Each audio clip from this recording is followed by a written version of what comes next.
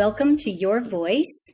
This is Women's Rights in the Workplace. My name is Deborah O'Rell, and this is a webcast where I will be interviewing trailblazing women who use their experiences and their voices to help women in the workplace expand opportunities and women's rights in the workplace. So we cover a wide range of topics. Today's topic, fear, which I do believe everything is centered around fear, quite honestly, and I think our guest will concur. So are you paralyzed by fear or afraid to take a leap in a direction? Are you afraid to change jobs, get a divorce, get a boyfriend, get a girlfriend, something that you are paralyzed by fear? If so, Lauree Ostrofsky is the person you want to speak to, and she is our guest today. And I just want to read this because she does have an amazing bio. Lauree has had her life turned upside down. At the age of 28, was diagnosed with a brain tumor.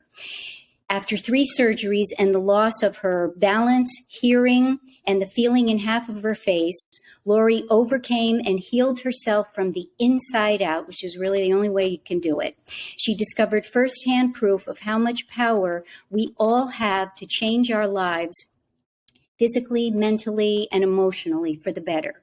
For the last 20 years, she has served as a speaker, author, coach, and communications consultant with clients including IBM, U.S. Department of Health and Human Services, Voters, Liz Claiborne, Girl Scouts, and she is the founder of the Hudson Valley Women in Business group in upstate New York, and hashtag Hug Tour, which we're going to get her to talk about as well.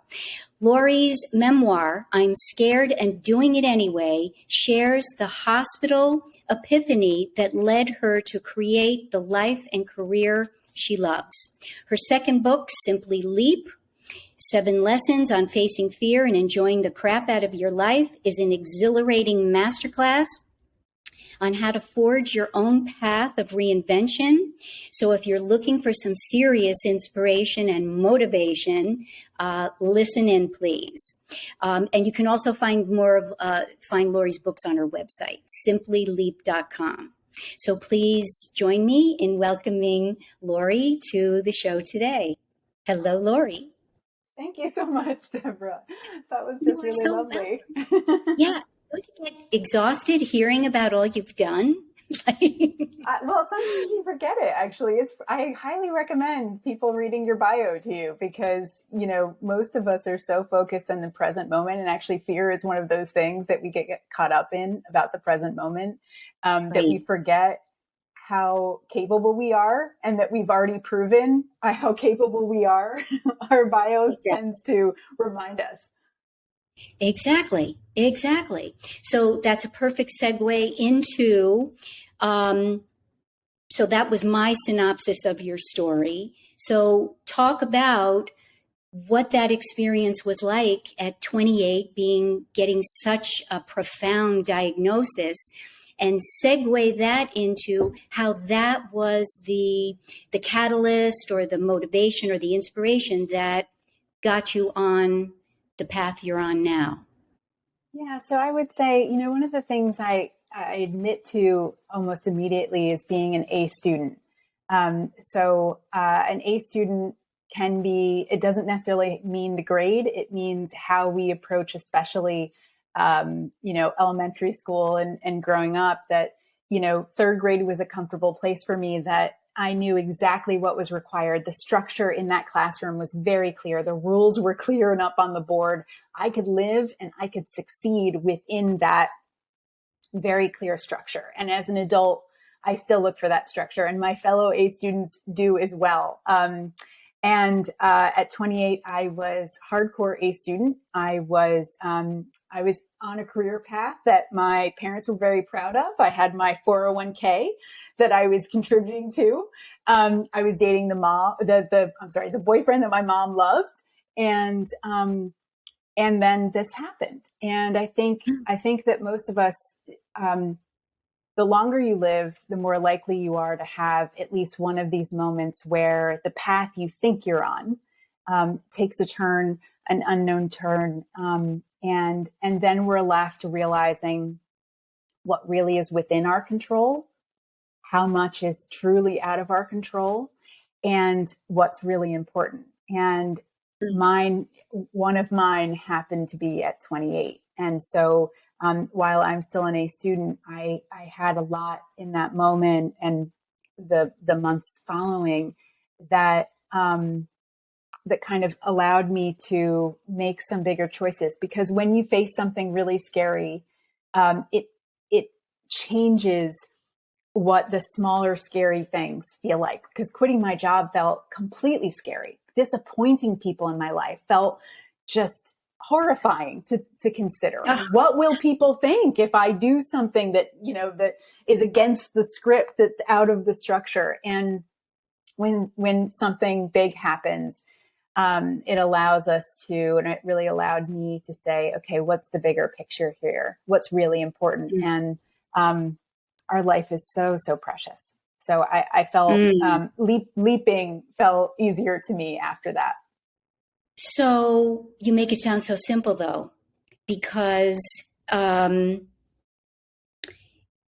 it's just not that easy. Otherwise, everybody would be changing careers or starting businesses or getting a divorce or whatever. So so if we're going to bring it back to the fear thing, what do you do? How do you get through fear, jump over fear, get past fear? How does that play in? Because I see this a lot with, so people who call our office are people who are experiencing, sometimes very profound, difficult workplace issues. And they're in these they're being discriminated against, horrible. And you want to ask, why are you staying there? Yeah. Or to talk about a separation. No, I need my job. Yeah. It's like, why? How do you get past that fear? Oh, gosh. Well, I feel like what you've brought up is a couple different things. There's, because our livelihoods, I would say the other thing about me as an A student is that my work is very much who I am. And I know I'm a complete person other ways, but I've really built my life around, that my work is very much part of me and where I get some of my self-respect and self-confidence. And so things shifting at work can feel like a big deal. It can feel like an earthquake beneath us. And it can also feel like somebody else is in charge. And when we work for other people, it really feels that way. I'm sure one of the first things that you say to the people who call is, you have more choices than you may feel like right now.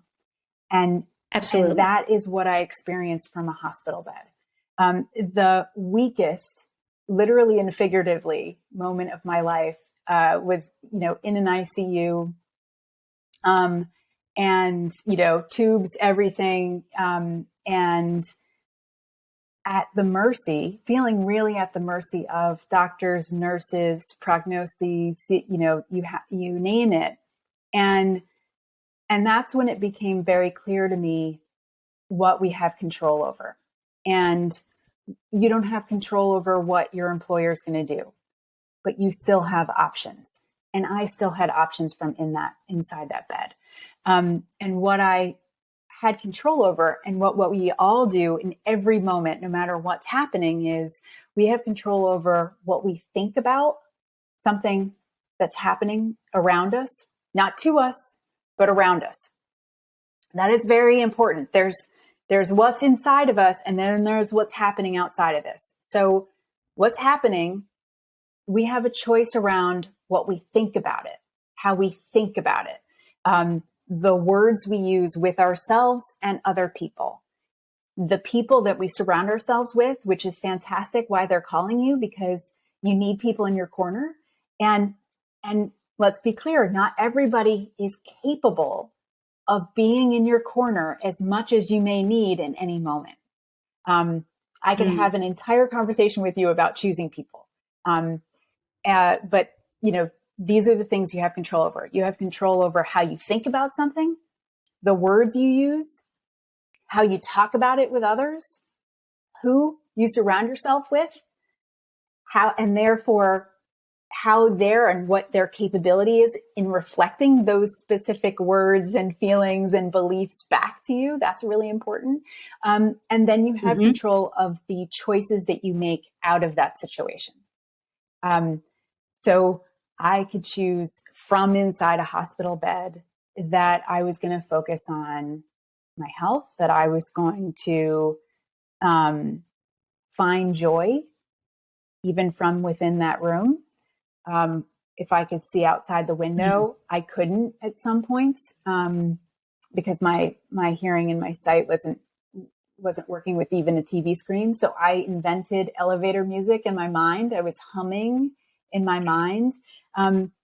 It really can be the song you hum to yourself as you walk into an office during the day, the notes that you put around your desk, or in your car or in your bag.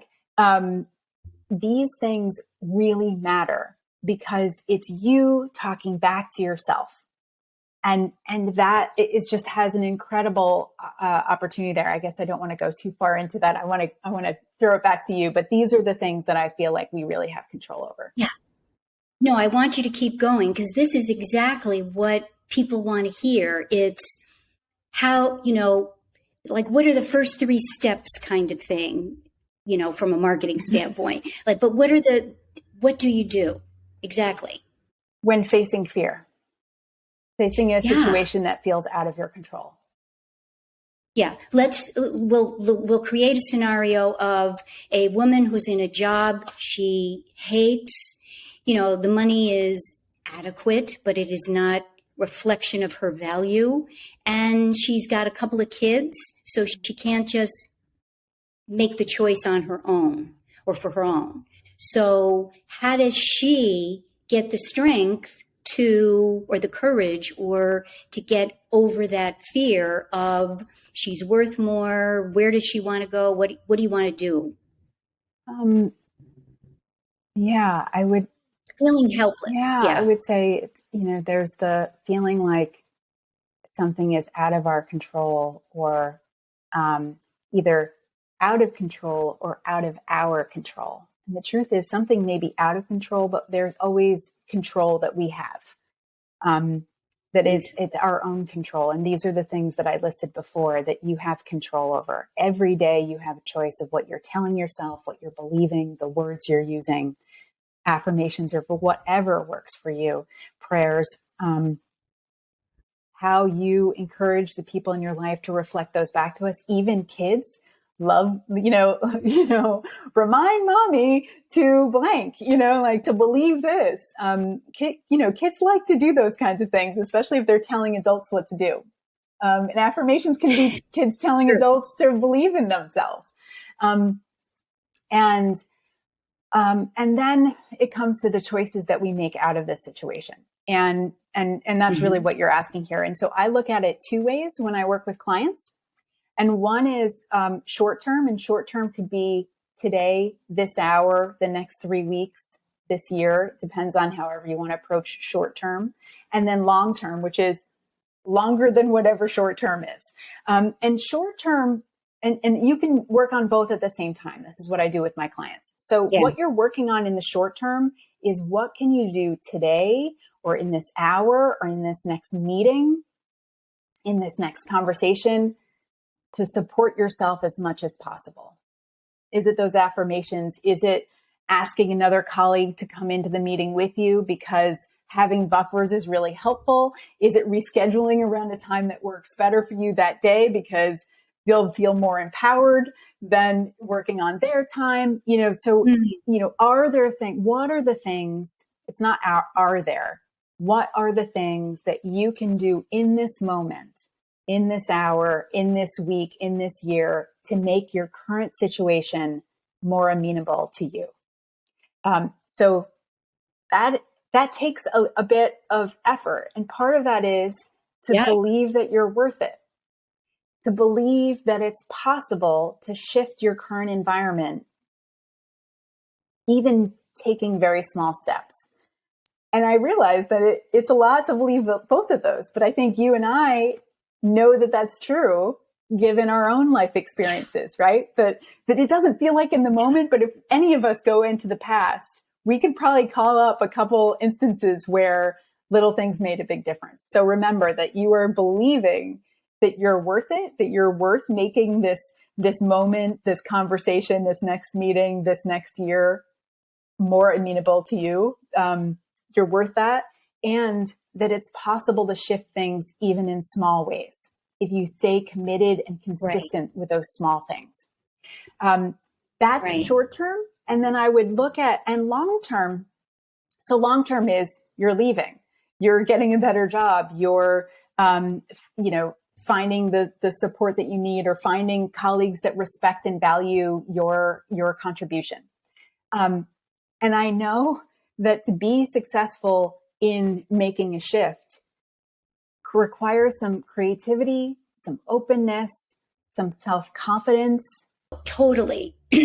So when someone is feeling a sense of fear, being frozen, so the first thing is to pay attention to what you're telling yourself, because that only reinforces potentially negative or depleting thoughts or feelings. So pay attention to your inner conversations, right? You're saying, then where can you make a change in terms of affirmations, see where you are being successful in terms of a next progression.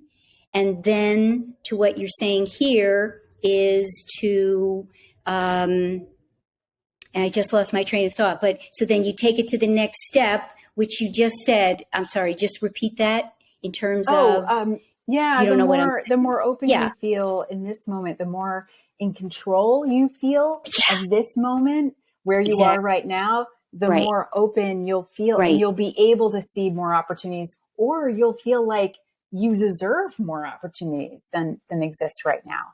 And don't feel like you have to do any of these things by yourself.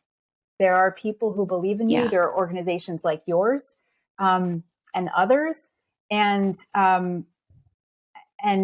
other people who can reflect that belief back to you, and including your kids, to lift you up to the point that, you're worth it. There's more opportunities than one that you're in now. And remember, I would say what you have control over in any moment, no matter what is happening, because it happened for me in a hospital bed. You have control over what you think about what's happening, what you say and how you talk about what's happening, the words you use, and the words you use consistently, the people you surround yourself with, and then ultimately the choices that you make out of that situation. Nothing else you have control over. And it really is true. And it is that repetitive, and and just using affirmations as one example, but it's that repeating over and over. I deserve this. I am worthy of this. I am capable of this. I am more than capable of changing my life, changing these circumstances. I've been successful before. Yeah, I am valued and respected. I am worthy of value and respect. I usually go happy, healthy, wealthy. That's usually the thing that I repeat to myself. I'm happy, healthy, wealthy. But it can be about this moment where you're finding yourself too. And you don't have to, here's the other thing, you don't have to believe it to say any of those words out loud and to write any of them down. Because guess who did not feel like she was ever getting out of a hospital bed again? I really cried and lamented and worried my way through all of that, and kept coming back to words and thoughts as much as I could. It doesn't mean you have to do it perfectly. It just means you have to keep coming back to it, because it will help. I can only attest to, I have, in full disclosure, I guess, hired Lauree as a coach. She's phenomenal, to put it simply. So I highly recommend simplyleap.com for more information about Lauree and what she can do for you or how she can help you. And for more information about the work we do, womensrightsny.com. We are a women's rights in the workplace law firm representing women who are experiencing discrimination or any kind of employment challenge. We're very holistic in our approach. Thank you for joining us. Check our website for more episodes. And till next time, thank you very much.